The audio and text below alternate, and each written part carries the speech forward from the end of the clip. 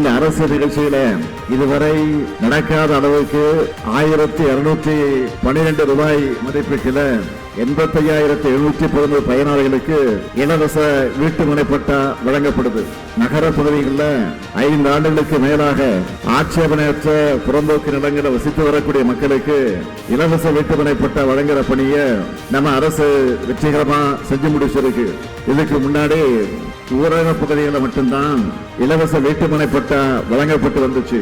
ஆனா அந்த உரிமையை நகரப்பகுதி மக்களுக்கு வழங்கி வரலாற்று சாதனையை நிகழ்த்தியிருக்கு நம்முடைய திராவிட மாடல் அரசு.